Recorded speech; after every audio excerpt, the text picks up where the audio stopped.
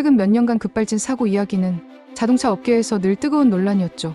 차가 알아서 튀어나갔다는 피해자 주장과 운전자의 조작 실수일 가능성이 높다는 제조사 입장이 맞서면서 정확한 원인을 밝히기 어려운 경우가 많았죠. 혹시 이 사건 기억나시나요? 택시 기사가 브레이크를 밟았다고 주장했지만 페달 블랙박스에는 오히려 가속 페달을 끝까지 밟고 있던 모습이 찍혔던 그 사건. 당시엔 차량 결함 논란까지 번졌지만 브레이크 블랙박스를 확인한 결과 페달 조작 실수를 원인으로 봤습니다. 그동안 리콜센터에 접수된 급발진 의심 사고는 약 100건가량입니다. 하지만 전문기관 분석에 따르면 이 중 상당수가 차량 결함보다는 운전자의 페달 조작 실수와 관련된 경우가 많았다고 해요. 즉, 차의 문제보다는 사람의 실수에서 비롯된 사고가 훨씬 많았던 겁니다. 그런데 이제 이런 논란의 종지부를 찍을 만한 기술이 등장했습니다. 바로 페달 오조작 안전부도 기능입니다. 이 기능은 말 그대로 운전자가 가속 페달을 잘못 밟았을 때 차가 스스로 그걸 알아채고 개입해서 사고를 막아주는 기술이에요. 예를 들어 주차장이나 정체된 도로에서 브레이크 대신 실수로 엑셀을 밟으면 차량 통합 제어기가 이를 감지하고 출력을 제한하거나 자동으로 제동을 겁니다. 초음파 센서가 약 1.5m 이내에 장애물을 인식해서 위험하다고 판단되면 경고음과 팝업 메시지로 즉시 운전자에게 알려줘요. 결과적으로 급가속이나 충돌 같은 사고를 원천 차단할 수 있는 거죠. 여기에 더해 가속 제한 보조 기능도 함께 들어갑니다.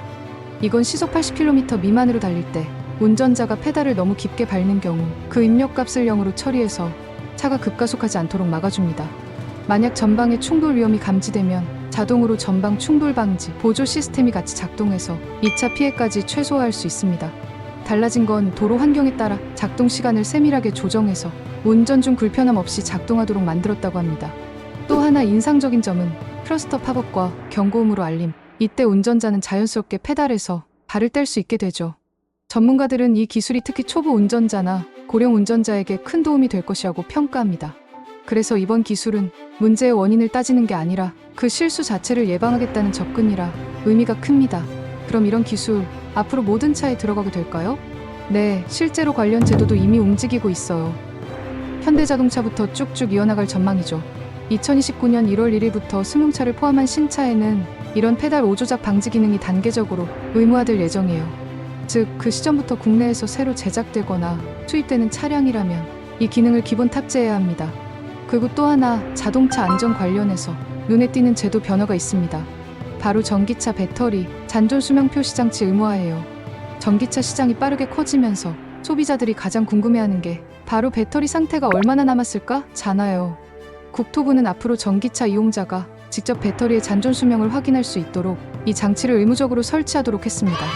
이건 단순히 충전량을 보여주는 SOC 정보가 아니라 배터리 성능이 실제로 얼마나 남았는지를 수치로 보여주는 시스템이에요. 몇 % 남았는가를 한눈에 확인할 수 있는 거죠. 이제 내 차 배터리가 얼마나 남았는지 쉽게 확인할 수 있게 되는 겁니다. 결국 자동차 기술의 방향은 사고가 나면 대응한다에서 아예 사고가 안 나게 만든다로 바뀌고 있습니다. 이번 페달 오조작 방지 기술도 단순한 기본 옵션이 아니라 운전자의 실수를 보완하는 능동형 안전장치로 자리 잡을 가능성이 높습니다. 앞으로 이런 기술들이 모든 차에 기본으로 들어가면 운전자뿐 아니라 보행자까지도 훨씬 안전한 도로 환경이 만들어지겠죠. 여러분은 어떻게 생각하시나요? 개인적으로는 페달 오조작 방지 기술도 좋지만 저는 솔직히 페달 블랙박스도 함께 달아주면 더 안심되지 않을까 하는 생각이 듭니다. 오늘 영상이 도움이 되셨다면 좋아요, 구독 잊지 마시고요. 저는 다음 영상에서 또 새로운 자동차 이야기로 찾아오겠습니다. 감사합니다.